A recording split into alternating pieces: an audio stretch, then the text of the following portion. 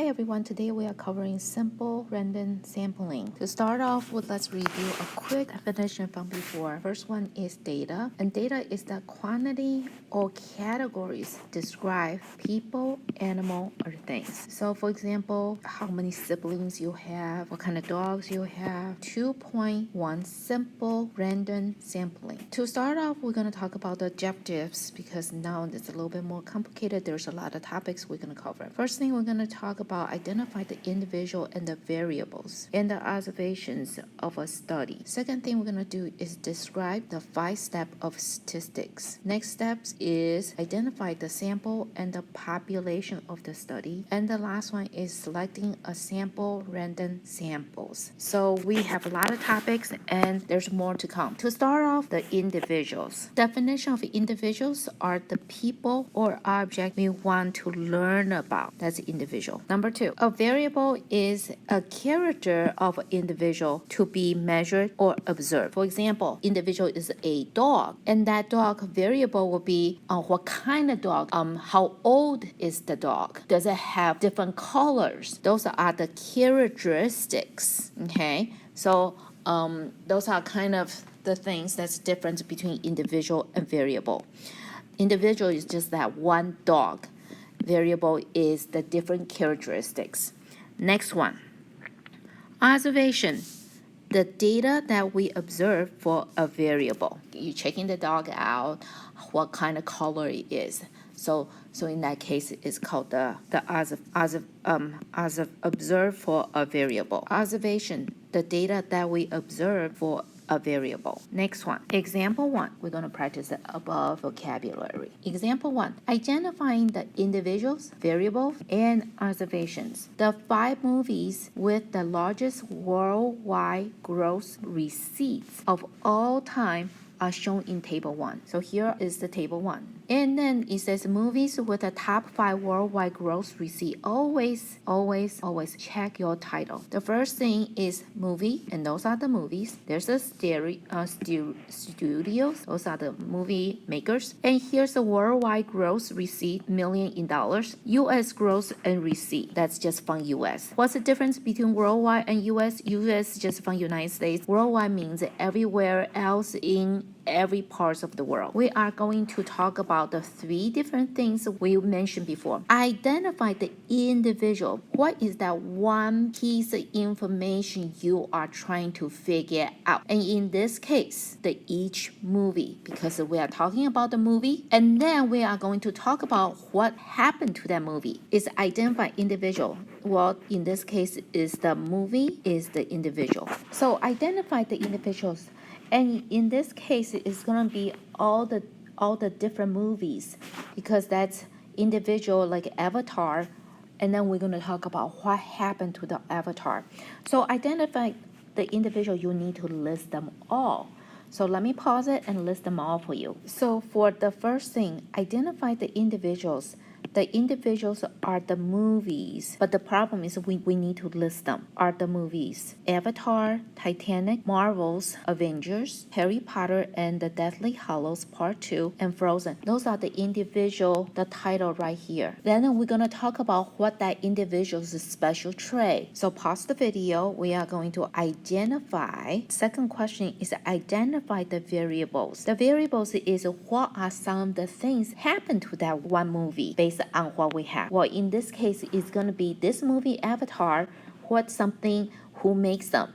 Fox Studio. And then how much does it make? It's going to be $27.88 millions of dollars. That's what's specially about the Avatar. Then the U.S. gross is $761 millions of dollars. So those are the special variable that identifies the variable. So we need to write them down. So pause the video and I'll write them down for you. So in identify the variables, notice the variables are studios, worldwide gross receipts, and the U.S. receipt. So therefore, those 3 things right here is describing one single movie. Identify the observations for each variable.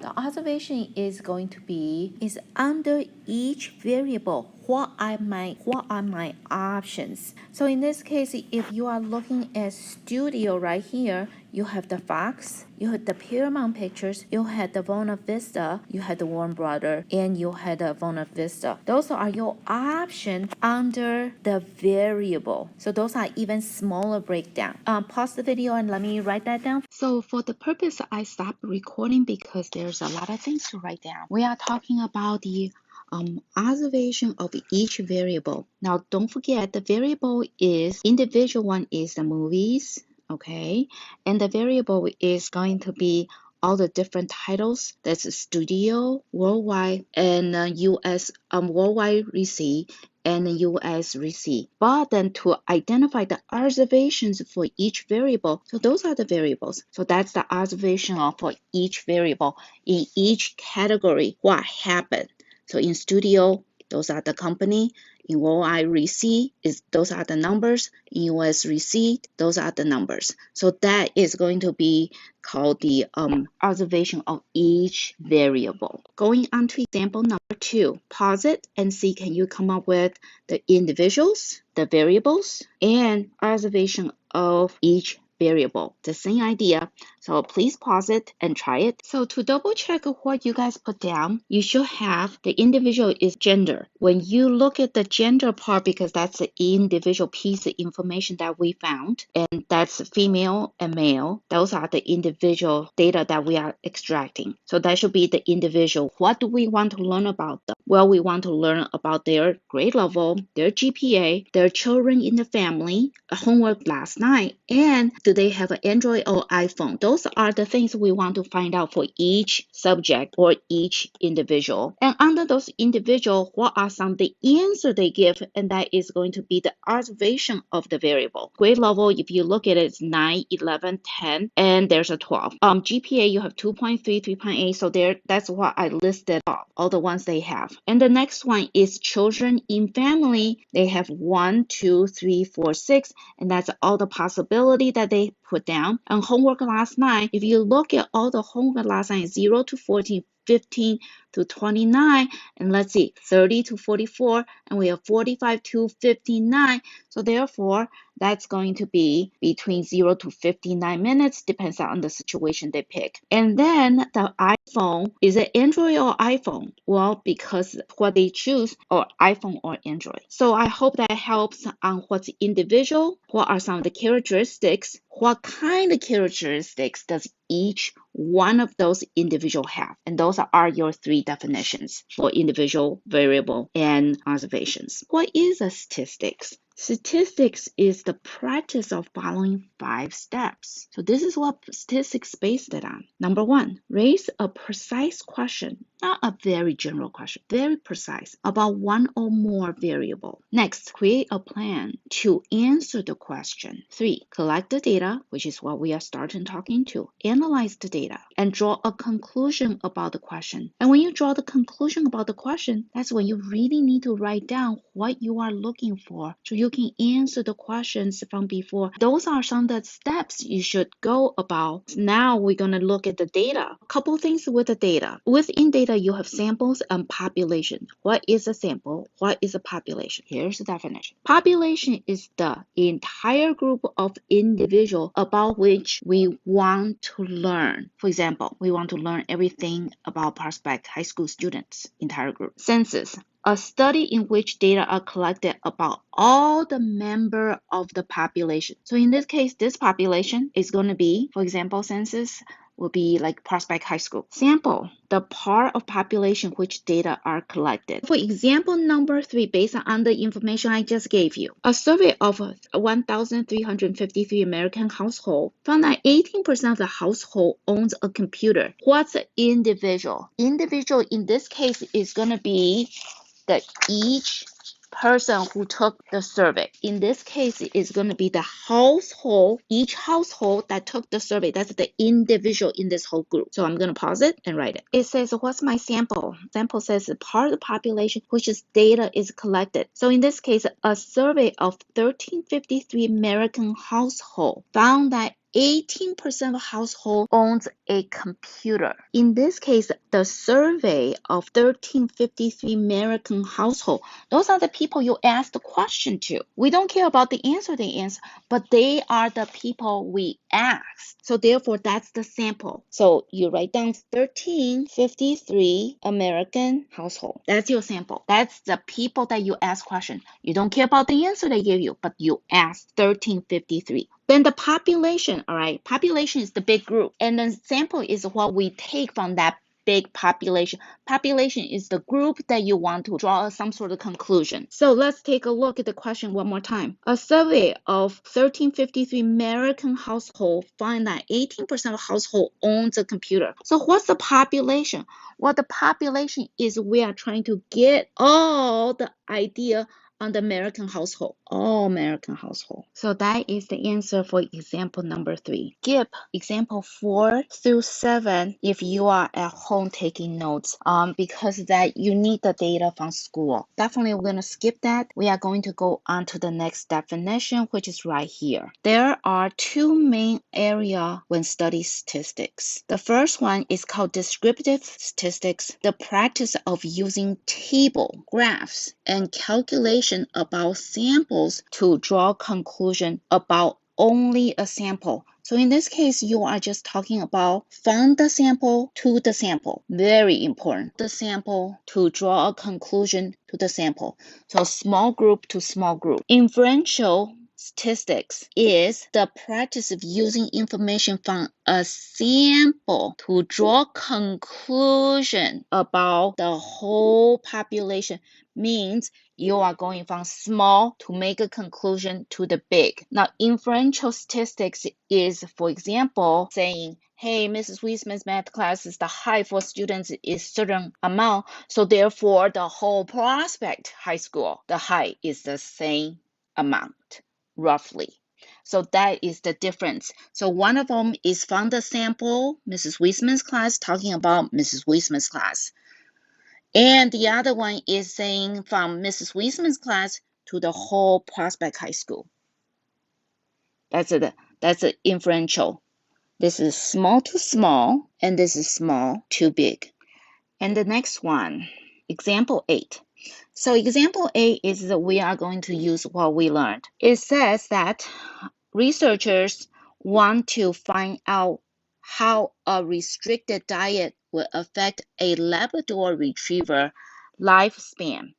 Of 48 Labrador Retriever being observed, 24 fed a normal diet and 24 were fed a restricted diet. Sample 8, researchers want to find out how a restricted diet will affect the Labrador Retriever's lifespan. Of 48 Labrador Retriever being observed, 24 were fed a normal diet and 24 were fed a restricted diet. The dog's lifetimes were recorded. The study concluded that a typical Labrador Retriever on a restricted diet tends to live longer than the typical Labrador Retriever on a normal diet. This is from the source, Effects of Diet Restriction on Lifespan and Age-Related Changes in Dogs. Richard D. 48 Labrador Retriever being observed. 24 were fed a normal diet, 24 or fed a restricted diet. What question was the researcher trying to answer? What is the question? Researchers want to find out how a restricted diet will affect a Labrador Retriever's lifespan. Right here, I'm gonna pause my video and write that down for you. And the second question they are asking is identify the population. What are you trying to answer the question for the whole group we are talking about is all the Labrador Retriever. That's the population. The sample is going to be the 48 Labrador Retriever. And so I'm going to put those two things down and I will pause the video. You can come back and check. Number 4 says identify the conclusion. Is it part of descriptive or inferential statistics? Well, the conclusion that come out to be is the Labrador Retriever on a restricted diet, right here, Labrador Retriever on a restricted diet tend to live longer than the typical Labrador Retriever on the normal diet. And that is what they found out. And what they have using the restriction, which is the 48, and trying to make a conclusion about all the retrievers. So in this case, on number 4, I'm going to write it out. Inferential is from the small group information to talk about the big group. I'm going to pause it and write everything down. We can reread it together. For number 4, identify the conclusion. It is part of descriptive or inferential statistics. Conclusion is that Labrador Retriever on restricted diet tends to live longer than a typical Labrador Retriever on normal diet. And they tell you that the study conclude, if you guys look for that word, that a typical Labrador on restricted diet tend to live longer than the typical Labrador on a normal diet. Then it is going to be a inferential because statistics is because the study used information from a sample, which is the 48 retriever, Labrador Retriever, to draw a conclusion about all the Labrador Retriever. So that's why from small to big, that's why it's an inferential. Just like what I said before, from small to big, that's an inferential statistics. Okay, on to the next set of definitions. For random sampling. When a study makes use of samples, it is important that the sample represent the population well. Simple random sampling. Every sample of a size has the same chance of being chosen. Next one, sample with replacement. Allow an individual to select more than once. So think about the lottery, not the gigantic one, but some of those little lottos, they have the 10 little ping pong balls that bounce, bounce, bounce, and then you have a chance of the number, that same thing showing up more than once. So in this case, like 399, okay? The 9 is chosen once, then it can be chosen one more time. The number can be used more than once. That's replacement. Then the next one, sample without the replacement. Sample without replacement is like the gigantic power lottery. Once the number bounces off, the ping pong ball does not fly that numbers again. So in that case, that's without a replacement. That chance of that ball, of that number is not going to be picked again. So that's the difference. Without replacement, cannot show up again. With the replacement, it can be shown up again. Okay, the frame. A frame is the number list of all the individuals in the population. So for example, the ping pong balls in the lottery, you have from 0 to 53 or 59. I don't know how many numbers is there. So those are the frame, what you are picking from. Sometimes your frame is really, really big, and sometimes you might have a frame of 10, depends on the situation.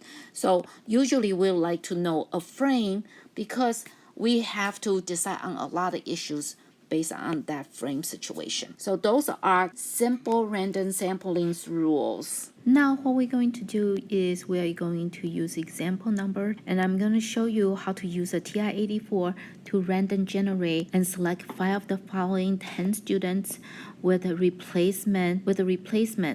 Gabby, label them as 1, 2, 3, 4, 5, 6, 7, 8, 9, 10. So therefore 10 people, okay? So because that, we're going to try to generate and pick out the numbers. That's very random, and we're going to use a calculator to do that. To start off with is we need to have a seed. Now what seed is a counting number that serves as a trigger. So where do you want the number start to generate? And they want to be as random as possible, so you get to pick any number. Now if you pick a mark that's not the same as everybody else, your trigger number will be a different set of numbers. So if I want to have everybody have the same number, I will set the trigger number is the same, or I will call it the mark. So the mark could be different places, but to have everybody the same answer, they should be at the same mark. It's like when you're doing a marathon, everybody at the same mark. And there could be different patterns, but everybody starts at the same place, or it's too hard to compete. So therefore, we always have a starting place. So for technology to generate the random numbers, now the calculator steps, we are going to talk about what is a C on the calculator first. To see a calculator, what you're going to do is you are going to turn it on and you are going to just type any number. In this case, we'll probably give it to you. And if I say your C number is 5, you're going to start with 5. And then you are going to go to store, right here, store. And then you are going to see the math button. You're going to go to the math button and you're going to go over to the probability and you're going to press enter. You are going to go back to math. Oh, I'm sorry. And then you're going to press you're going to press return and then you see your calculator. That's a step. Those are the steps for seeding. And I will write buttons. I will write down the steps for the buttons. I will write down the steps for the buttons. The next thing we are going to do is we are going to use the generator. So in this case, you're going to go to math and you're going to go down to probability again. And you are going to go down to random integer, which is number 5. Press enter. Now they will give you a parenthesis and the very first number is going to be your lower bound, and in the new calculator all those will be separated. So the lower bound we're going to use 1. It could be any other number, just the lowest, smallest number or the lowest number. And then you're always going to have a comma, not period, comma, separate. And the highest bound in the new calculator, they will have another list. Let's just say 50. And then the next one is how many number you're going to generate at a time. So if I put down 1, you're going to show up 1 number at a time. If I put down 2, I'm going to show up 2 numbers at a time. So I'm going to put down 1, show you, and I'm going to go back and change it and show you again. So now we are ready to go. If you did it correctly, the first number will be 37. The second number will be 14. Now if I change it, so let's go down to math and then do probability. And then we're going to go down to the random integer. Press 5, and then now we are going to do 1, comma, 50, comma, and I'm going to do 2 numbers at a time. And when you press calculator, you'll be 7 and 18. Now notice they are already picking up different numbers. So please, please, please make sure you see your calculator correctly. This is probably 1, 2, 3, 4, the fourth one there. Make sure you see your calculator correctly. Here are the calculate steps. To see a calculator, you press number, store, the number we usually give it to you, math, over to probability, look at your screen, press number 1, press enter, and number 1 is random, R-A-N-D, right here, you're gonna see R-A-N-D, I'm gonna put that down for you, R-A-N-D, number 1 is R-A-N-D, and then press enter, and then that will, a number will show up, and then that will be the same number that you seeded.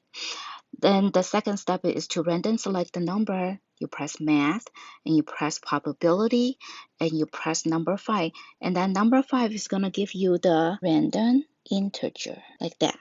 Okay, and then that's the one you're going to pick, and then you're going to put in your lower number, your upper number, and how many you want them to generate at once. If you want them to generate 1 time, you just press 1. If you want 2 numbers to show up, you can press 2. If they want 5 numbers, you can press 5. Close the parenthesis and press enter, and those numbers will generate it for you. So because we have all kind of sample situation, there's definitely going to be errors, and we are now always going to be able to think, we had to think about error situation.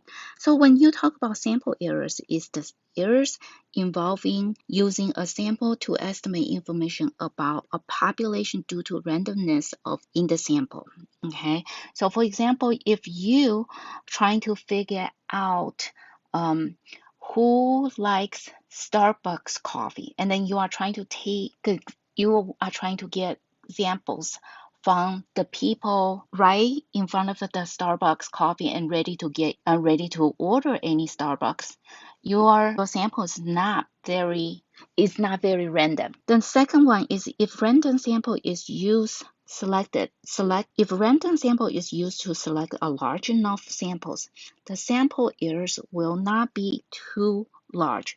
So if you get more piece of data, your information will be more correct or is going to be more truthful. Next one, bias, a sampling method that consistently underemphasizes or overemphasize some characteristics of the population. For example, if you again using the Starbucks situation, and if you just stand in front of the Starbucks and try to pull their favorite coffee, you're probably gonna have some overemphasized characteristics because everybody likes Starbucks. That's why they go to the store. So you cannot have the randomness that way. So that's just gonna become a bias. Now it could be bias, or you can stand at the Starbucks coffee place and then say, "Oh, do you guys like Dunkin' Donuts coffee?" And then that will be underemphasize the situation. So please make sure you pick the correct population. Maybe you should stand in the mall and asking who is their favorite coffee place. So that will be a more randomness of the population that you can pick. Non-sample errors. Non-sample errors is very interesting. Errors from using biased sampling, recording data incorrectly, and analyze data incorrectly. So we talk about error on using biased sampling, but recording data incorrectly means you write down 6 and 1 and then look like a 4 and 1. So in this case, 61 become 41. And that is also a recording data incorrectly, and analyze incorrect data incorrectly, and you can say, oh wait, the data I just pulled that people who goes to Starbucks like Starbucks coffee, but also like Dunkin' Donuts coffee, then you analyze the data incorrectly. And that concludes today's notes, and thank you so much for watching.